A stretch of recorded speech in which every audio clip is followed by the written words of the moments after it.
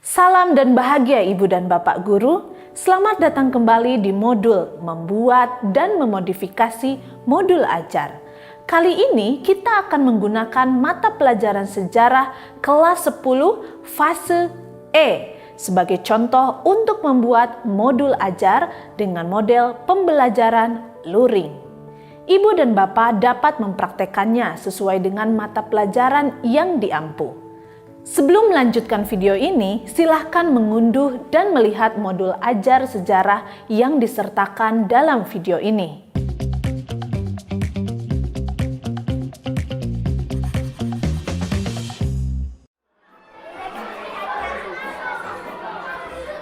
Pada tahun berapa kerajaan Kutai berdiri? Tahun 1300, Bu. Siapa nama tokoh-tokoh di kerajaan Banten? Sultan Ageng Tirtayasa. Di mana pertama kali muncul kerajaan Islam di Indonesia? Di Kutai, Bu. Benar semua. Ternyata muridku sudah mampu menjawab dan pintar semua.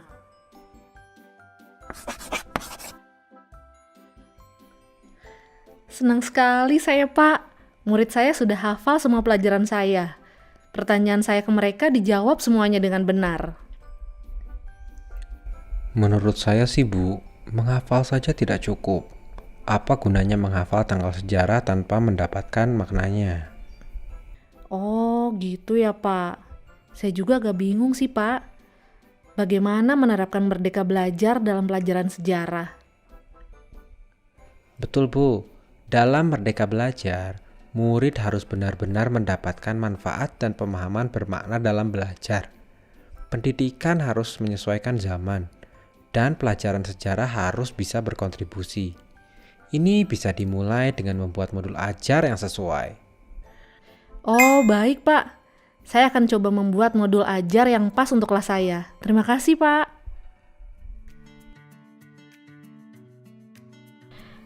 Karena muridku sudah bisa jawab pertanyaan-pertanyaan tadi, sekarang saya mau mencari inspirasi baru dengan menonton film atau talk show. Benar juga ya yang dibicarakan di talk show ini. Keadaan berubah, zaman berubah. Kalau saya hanya menanyakan soal-soal di buku tadi, apa murid saya benar-benar mendapatkan manfaat belajar ya? Padahal pendidikan harus menyesuaikan zaman dan pelajaran sejarah harus bisa berkontribusi. Bagaimana ya caranya agar murid dan guru bisa merdeka belajar dalam pelajaran sejarah? Saya sudah belajar dari video sebelumnya cara merumuskan ATP. Lalu, saya coba membuat ATP sejarah yang saya identifikasi dari capaian pembelajaran sejarah. Dari CP, saya rumuskan alur tujuan pembelajaran sebagai dasar menyusun modul ajar. Apalagi ya? Kok rasanya ada yang kurang dalam merumuskan ATP ini? Oh iya, saya harus memasukkan karakteristik mapel sejarah, yaitu elemen pemahaman konsep dan elemen keterampilan proses yang ada di CP. Ternyata karakteristik mapel juga penting menjadi dasar membuat modul ajar ini. Nah, kalau sudah ada ATP yang dikembangkan dari CP juga TP, dan karakteristik mapel akan membantu murid menguasai konsep dasar tentang kerajaan Islam dan keterampilan proses. Saya juga perlu diskusi dengan guru mapel sejarah fase F dan mapel lain seperti mapel seni dan lain-lain nih, agar ada kolaborasi dan belajar murid berkesinambungan. Dengan begini, semoga saja bisa memberikan pemahaman bermakna tentang kerajaan Islam bagi murid, dan tentunya dapat berkontribusi menuju profil pelajar Pancasila. Amin. Sekarang saya coba ingat-ingat di materi modul ajar. Apa saja ya komponen yang harus ada di modul ajar? Oh, secara tidak langsung saat merumuskan ATP sejarah, ada komponen-komponen modul ajar yang sudah terpenuhi, seperti tujuan pembelajaran, alokasi waktu, indikator pencapaian keberhasilan, dan asesmen formatif dan sumatif. Komponen utama apa lagi ya yang perlu dilengkapi? Ternyata masih ada komponen modul ajar yang belum ada, seperti kompetensi awal dan target peserta didik. Gimana ya agar murid belajar pemahaman konsep yang berkelanjutan? Aha, jadi perlu menyambungkan dengan kompetensi pemahaman konsep kerajaan Hindu, Buddha di pertemuan yang lalu. Kalau begitu, saya harus melakukan asesmen diagnostik di awal pembelajaran untuk mengetahui kompetensi awal murid, yaitu teori masuknya kerajaan Islam. Hasil asesmen diagnostik juga sekaligus dapat menentukan komponen target murid, mau reguler atau ada penyesuaian. Untung saja saya ingat bahwa komponen modul ajar dapat dikembangkan dan dimodifikasi sesuai kebutuhan murid. Berarti saya bisa menambah dan mengurangi sesuai kebutuhan murid saya kalau begitu.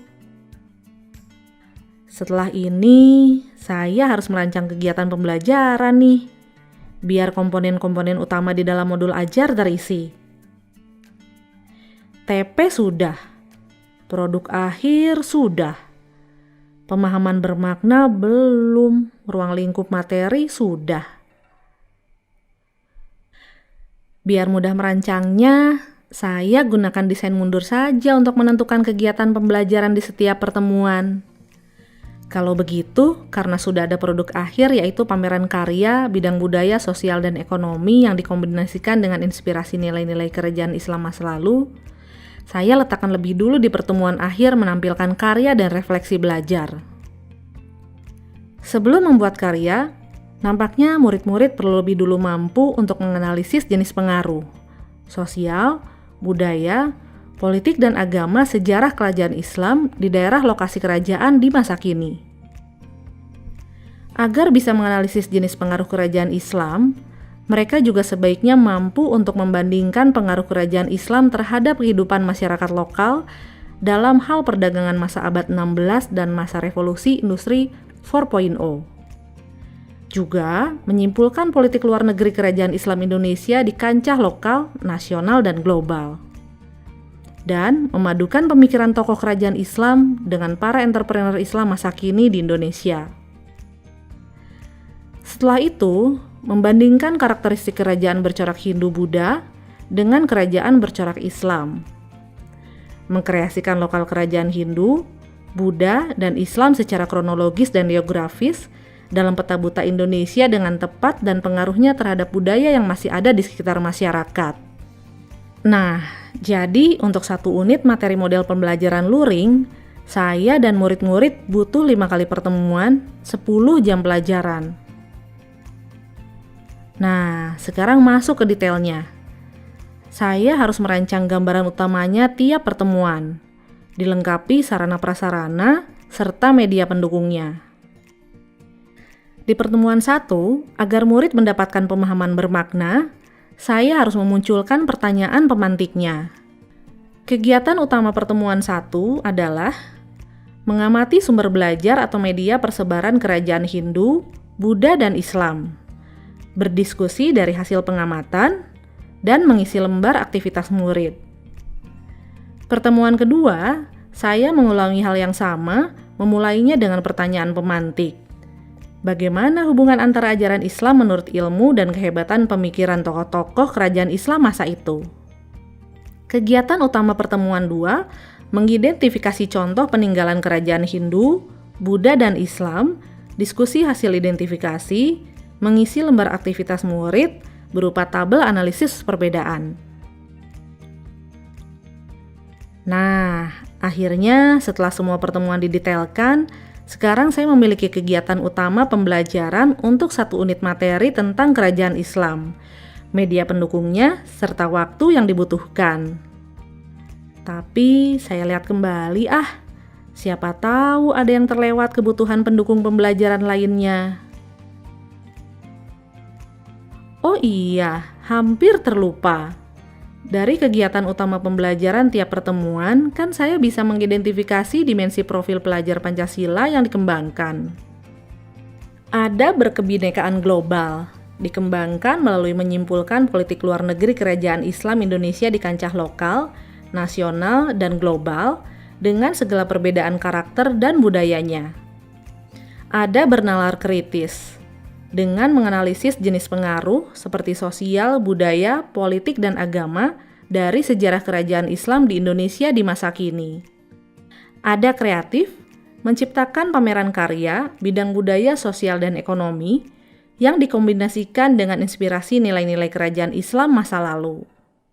Wah, syukurlah selesai. Menantang juga ya membuat modul ajar yang tepat bagi murid. Ibu dan Bapak guru hebat, cerita Ibu Rambu Kahit tadi merupakan contoh bagaimana mengupayakan pembelajaran yang memihak kepada murid. Ia berusaha membuat modul ajar sejarah agar pembelajaran murid bermakna. Ia juga tak segan bertanya dan berdiskusi dengan guru mapel sejarah lain dan guru mata pelajaran lain, agar belajar murid berkelanjutan. Setelah melihat video Ibu Rambu Kahit, ibu dan bapak guru dapat mencoba membuat dan mengembangkan modul ajar sesuai kebutuhan murid. Jangan lupa ajak guru mapel satu fase dan mata pelajaran lain dan KKG, serta mencari berbagai sumber belajar atau referensi untuk berkolaborasi. Dan yang paling penting, libatkan murid kita untuk menentukan tujuan belajarnya. Modul ajar yang dibuat Ibu Rambu Kahit tadi dapat diunduh pada lampiran video ini. Selamat belajar dan mencoba Ibu dan Bapak guru hebat. Salam dan bahagia.